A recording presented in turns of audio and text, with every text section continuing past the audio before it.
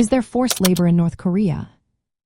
Have you ever wondered about the realities of labor in North Korea? The question of whether forced labor exists in this country is not just a topic of debate. It is a stark reality for many. Forced labor is a significant and well-documented issue in North Korea. The government mandates that its citizens, including children and students, work in various sectors often without proper compensation. This system is deeply woven into the fabric of North Korean society and economy.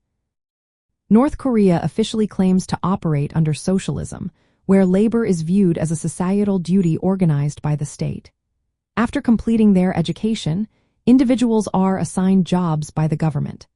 However, the economic conditions and state policies have led to widespread forced labor practices.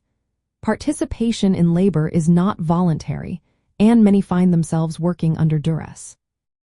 Children as young as 8 to 11 years old are compelled to engage in physically demanding tasks as part of their schooling.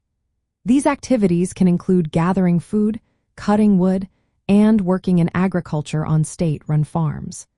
The labor they perform often exceeds typical vocational education and is frequently unpaid or compensated only with minimal rations. If individuals fail to comply with their assigned work duties, they can face severe punishments, including imprisonment in forced labor camps for long periods. The economic collapse and scarcity of resources in North Korea have intensified these forced labor practices. Many jobs do not provide wages, forcing workers to relying on state rationing or symbolic compensation. The state also extorts laborers by demanding bribes or punishing those who try to avoid their assigned work. Additionally, political prisoners and inmates in concentration camps are subjected to forced labor under brutal conditions, often for life, without any form of compensation.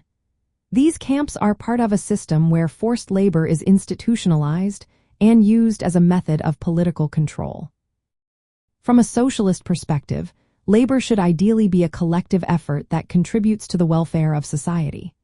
Workers should participate voluntarily and benefit fairly from their work. However, in North Korea, the reality is quite different. The state's use of forced labor contradicts the principles of socialism by exploiting workers without their consent and denying them fair compensation or rights. In summary, forced labor in North Korea is a systemic issue affecting both adults and children. It involves compulsory work with minimal or no compensation, harsh penalties for noncompliance, and the use of labor camps for political control. This situation reflects a distortion of socialist labor ideals, where state control has led to coercion rather than empowerment through work.